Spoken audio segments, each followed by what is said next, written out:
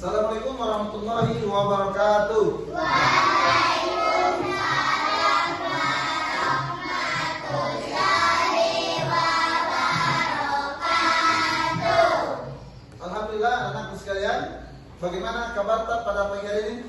Alhamdulillah, luar biasa. Allahu Akbar. Alhamdulillah, senang sekali Pak Guru ya karena kalian bahagia, sejuk bahagia. Sebelum kita masuk ke pelajaran pada hari ini, mari kita berdoa dulu ya. Berdoa dipimpin oleh Syamil ya, silakan Syamil. Oke. Doa soleh siap. Sebelum kita belajar, mana kita membaca doa sebelum belajar.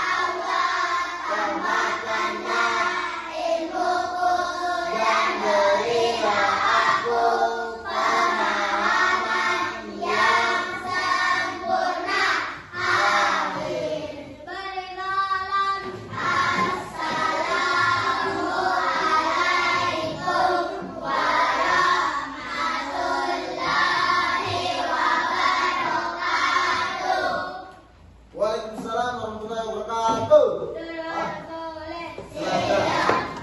Baiklah anak-anak sekalian, sebelum kita lanjut ke materinya, saya absen dulu ya. Bagaimana teman-teman? Ada berapa orang teman-teman kita yang tidak hadir pada hari ini? Hadir semua ya? Adiba? Oh iya. Oh terima kasih ya kalau ada semua.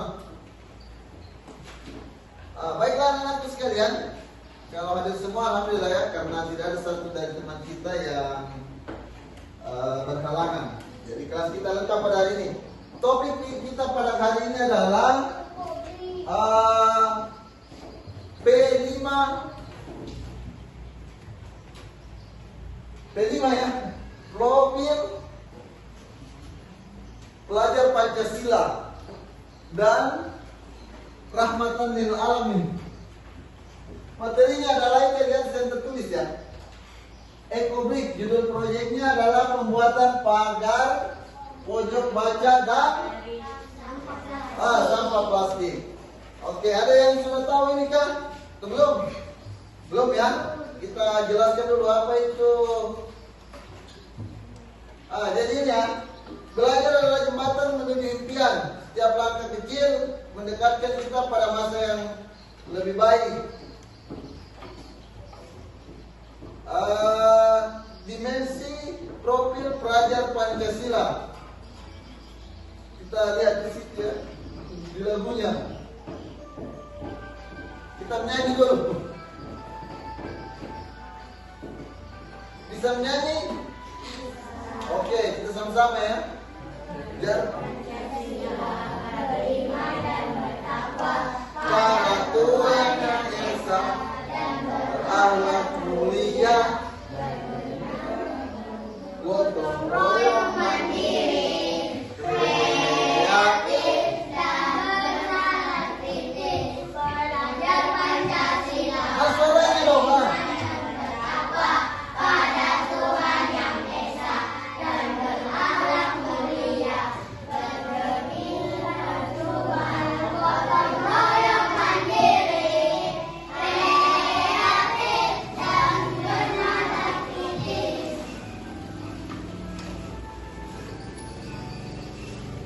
dengan P5PPRA. Merupakan singkatan dari proyek penguatan profil pelajar Pancasila dan profil pelajar Rahmatan. Betul. Sebagai upaya untuk meningkatkan pemahaman dan kesadaran siswa terhadap nilai-nilai Pancasila dan konsep rahmatan lil alamin. Sebuah ikhtiar untuk merawat tradisi dan menyemai gagasan beragama yang ramah dan moderat. Gagasan rahmatan lil alamin ini adalah salah satu opsi untuk merawat kebinekaan. Apa itu kebinekaan? Keragaman ya, berbeda-beda. Jadi kita bersama-sama rawat. Dengan apa? Dengan berbagai macam proyek yang apa? Yang ramai. Ramah lingkungan. Jadi kalau ada sampah-sampah bisa dibikin proyek-proyek untuk jadi produk yang bermanfaat. Misalnya sampah kita buat menjadi sesuatu yang berguna. Kita lanjut ya. Apa itu EcoBrick? EcoBrick ini adalah solusi sederhana yang Pak Guru tadi sebut bahwa bahan-bahan atau limbah-limbah dari sampah bisa kita buat menjadi suatu proyek yang berguna. Kita daur ulang agar membentuk atau menjadi sebuah produk yang baru yang bisa kita manfaatkan dalam kehidupan kita. EcoBrick ini adalah solusi sederhana untuk mengatasi masalah sampah plastik. Karena orang sekarang hari-hari bertemu dengan plastik. Jadi kalau sudah makan kerupuk, sudah makan jajanan dan minum, ada plastiknya. Plastik inilah nanti yang akan kita daur ulang sebagai bahan konstruksi dari berbagai macam proyek. Plastik misalnya bisa jadi pot bunga, bisa jadi pagar. Itulah yang dimaksud dengan EcoBrick. Tujuan utamanya adalah mengurangi sampah plastik yang mencemari lingkungan. Kemudian kita juga sebagai umat manusia bertanggung jawab terhadap lingkungan di sekitar kita, mulai dari kebersihannya dan lain sebagainya.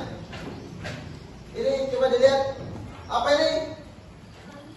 Tempat sampah. Lanjut dulu. Inilah artinya yang tadi sampah, berarti barang atau materi yang tidak digunakan. Itulah sampah ya. Berupa plastik, kertas, barang bekas, dan sisa makanan. Jadi sampah itu ada dua macam ya. Ada yang organik dan anorganik. Organik apa contohnya? Oke, lanjut ya, nanti dia dijelaskan. Yang penting kita tahu sampah dulu. Inilah yang tadi ditanyakan sama Pak Guru. Ternyata ada jenis ini. Bahan yang berasal dari tumbuhan dan hewan yang hancur. Itulah sampah organik. Berarti non organik kebalikannya. Bahan yang bukan berasal dari apa? Dari hewan. Berarti dia berasal dari plastik. Contohnya ada lagi kardus, kaleng. Sudah bisa dibedakan ini ya? Oke, kita lanjut ya.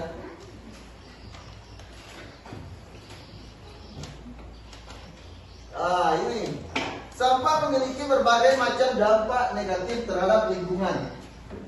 Satu, pencemaran tanah. Sampah yang ditimbun di tanah dapat merusak struktur dan kesuburan tanah. Sesat berbahaya dan sampah ini bisa meresap ke dalam tanah, mencemari air tanah, sehingga air menjadi tidak sehat. Ya. Kalau kotor sih belum tentu ya, tapi tidak sehat. Kandungan dalam air itu yang tercemari. Yang kedua, pencemaran air. Sampah yang dibuang ke sungai atau danau, laut mencemari ekosistem air.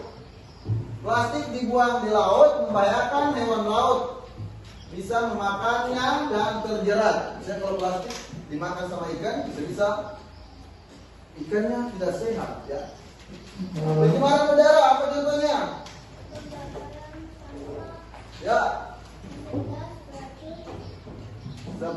partikel berbahaya. Jadi kalau orang makan sampah itu gas bau itu ya, itulah yang dimaksud dengan gas beracun. Apalagi kalau sampahnya dari bahan-bahan yang ada zat apa namanya itu, zat kimianya itu yang berbahaya ya. Kemudian yang ketiga itu sampah, dampak negatifnya adalah merusak habitat hewan dan tumbuhan karena mengganggu rantai makanan dan keseimbangan ekosistem. Kemudian yang terakhir ini dampaknya ini ya, sampah. Ada yang pernah kebanjiran di sini kan? Rumahnya? Tidak ada lagi. Tapi melihat di televisi ada yang banjir karena banyak tumpukan sampah yang menyumbat saluran air misalnya. Ada pertanyaan sampai di sini? Kalau nggak ada kita lanjut ya. Teman kita tahu nggak sampah di seluruh Indonesia ada keberagamannya? Menurut data Kementerian Lingkungan Hidup dan Kehutanan, jumlah timbunan sampah per orang rata-rata sekitar 250 kilo per tahun atau 9 ekor kuda Sumbawa. Sedangkan di Indonesia, total volume sampah adalah 67,8 juta ton di tahun 2020. Ini kira-kira sebanyak 357 ekor ikan paus biru, yaitu binatang terbesar di dunia. Nah, ini cuma salah setahun loh. Nanti di zaman anak cucu kita sudah berapa banyak ya? Wah, pastinya sampah sebanyak ini membawa dampak buruk ya kalau tidak dikelola dengan baik. Bayangkan kalau rumahku jorok dan penuh sampah, pasti bau dan jadi sangat penyakit kan?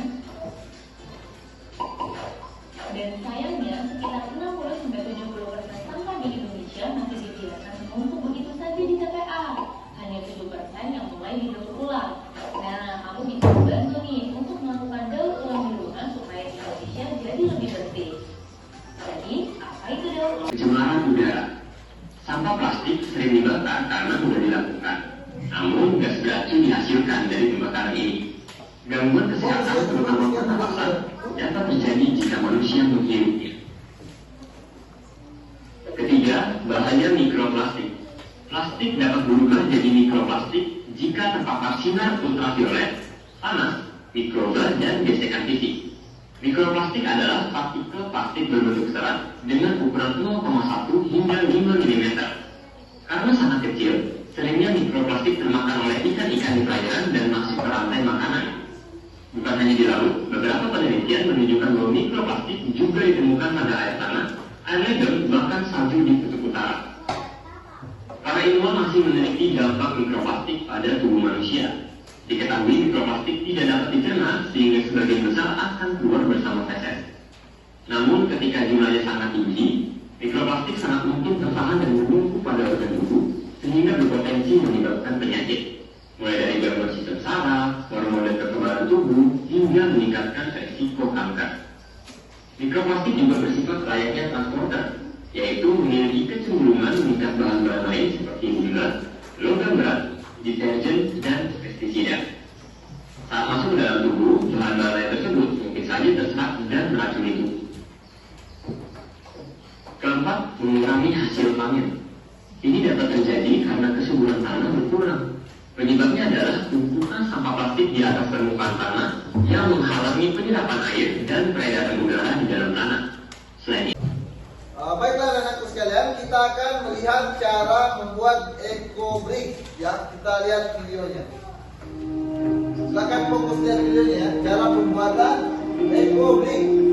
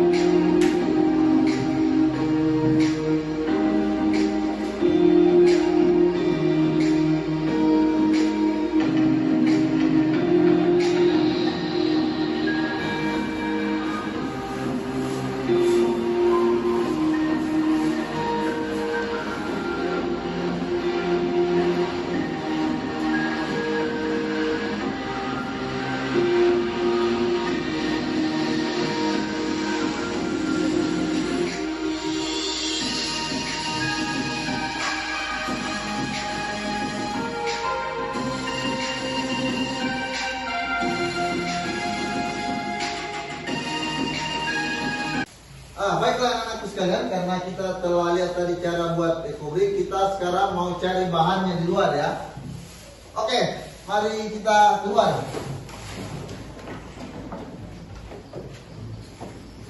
Silakan. Ya, oke, sudah.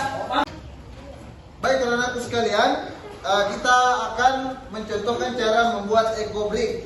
Kita siapkan bahan-bahannya yang kita kumpulkan dari sampah. Ada botol, kemudian ada plastik dan ada gunting ya. Kemudian ada alat untuk memadatkan. Yang pertama adalah kita gunting sampahnya begini, gunting kecil-kecil supaya mudah masuk ke dalam botol. Digunting kecil-kecil begini, dimasukkan di kantong plastik. Setelah itu kita masukkan sampahnya ke botol ini. Dimasukkan. Untuk memadatkan nanti sampahnya itu, kita pakai tongkat ini ya, kayu kecil yang bisa masuk ke dalam botol. Oke anak-anakku sekalian, setelah ini penuh plastiknya, kita tutup.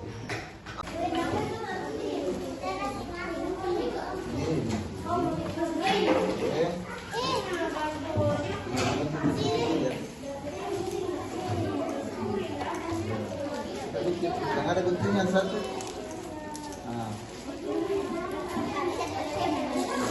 Kalau sudah, satu orang ini kasih masuk di sini. Biar dia guntingnya.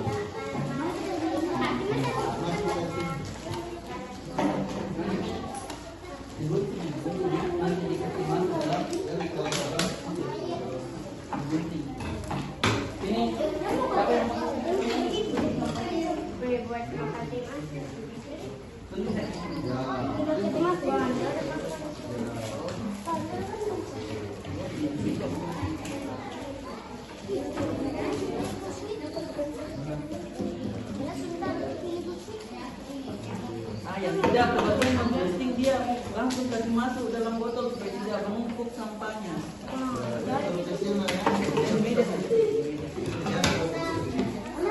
Ya, langsung kasih masuk botol ya, begini. Dia terlalu besar.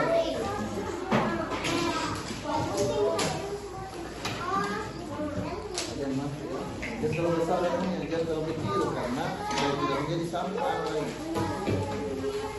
Ini 2 kali saja ya. Masuk.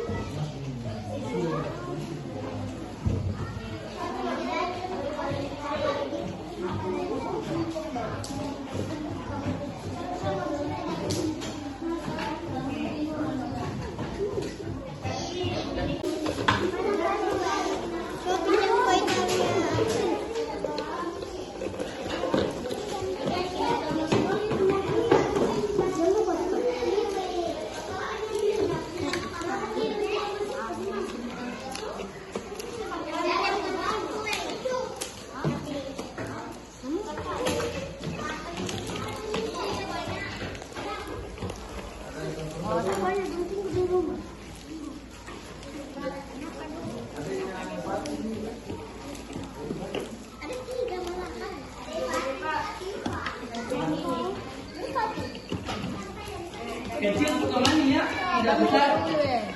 Kecil, potong kecil. Bukan yang besar, kayak kita yang 40 yang kecil tadi. Ya kayak Alif itu.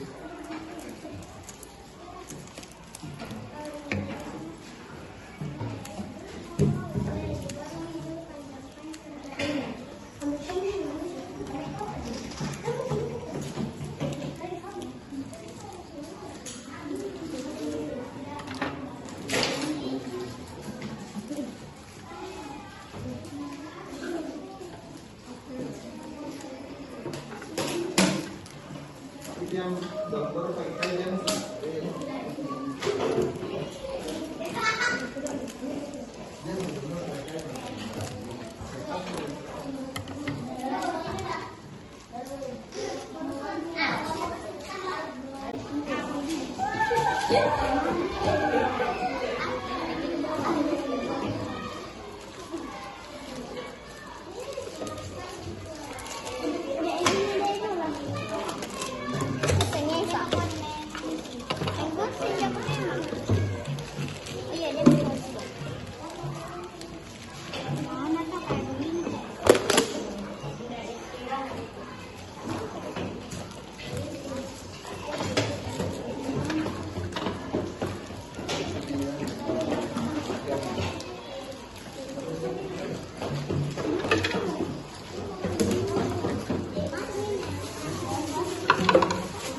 Baiklah anak-anakku sekalian, sekarang saatnya kita akan merakit botolnya ke pagar ya, ke pagar supaya membentuk pagar sebentar di pojok baca.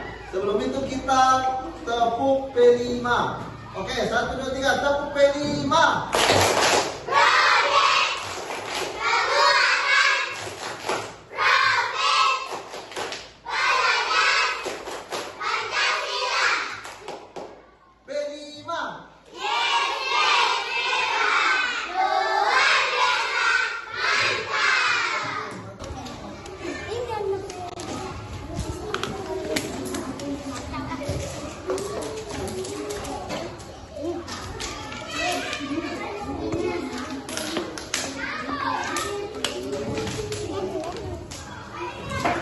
Belum kayaknya itu.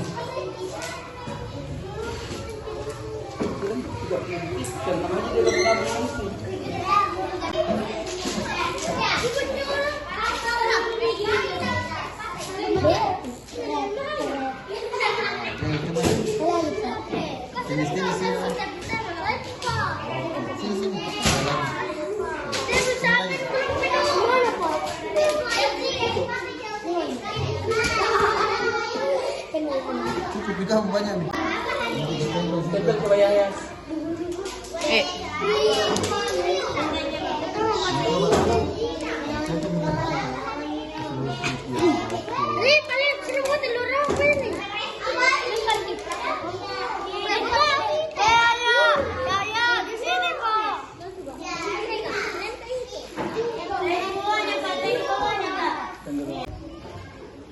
Baik, anak-anakku sekalian, teman-teman kita dari kelompok berapa nih? Kelompok 1 akan menjelaskan cara membuat pagar pojok baca, yaitu dari sampah plastik yang disebut dengan ekobrik ya. Siapa yang mau menjelaskan? Silakan dijelaskan sama teman-temannya bagaimana caranya membuat. Ya, siapkan bahannya. Gunting, betul. Masukkan ke dalam botol. Oh, sepadan pakai tongkat. Terus ditutup dan dijadikan pagar. Tepuk tangan dulu untuk kelompok 1. Satu lagi. Bagaimana perasaannya kelompok 1 membuat ekobrik? Alhamdulillah. Baiklah anak-anakku sekalian, setelah kita membuat pagar ini dari plastik. Alhamdulillah kita selesai ya. Kita mau refleksi. Pak Guru mau bertanya, apa yang kalian buat tadi? Pagar pojok dari betul, kalian memang anak-anak yang hebat. hebat ya, tahu yang dipelajari tadi. Udah yang kedua pertanyaannya, bagaimana perasaan kalian setelah belajar tentang ekonomi? Oke, terima kasih anak-anakku sekalian. Baik anak-anakku sekalian, alhamdulillah telah berakhir pembelajaran kita tentang P5 PPRA ya. Alhamdulillah kita telah melaksanakan pembelajaran membuat proyek pagar dari sampah plastik. Anak-anak sekalian, tindak lanjut daripada pembelajaran kita adalah yang pertama, satu, pojok bacanya dijaga ya. Jangan sampai setelah dibuat tidak dipakai membaca. Yang kedua, pojok bacanya dijaga kebersihannya. Dan yang ketiga adalah mari kita menjaga lingkungan agar sampah-sampah plastik ini bisa dibuang pada tempatnya. Dan kalau mampu kita daur ulang seperti pagar pojok baca ini kita lakukan. Dan kita sampaikan ke keluarga kita. Karena kebersihan sebagian daripada iman. Alhamdulillah anak-anak sekalian, berakhirlah pembelajaran kita. Mari kita membaca doa dipimpin oleh Kamil. Silakan.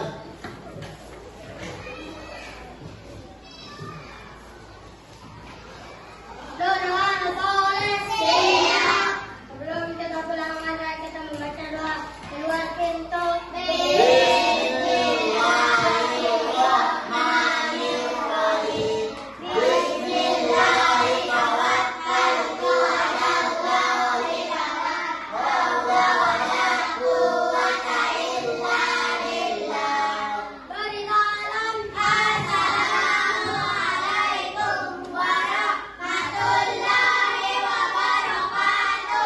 Waalaikumsalam warahmatullahi wabarakatuh.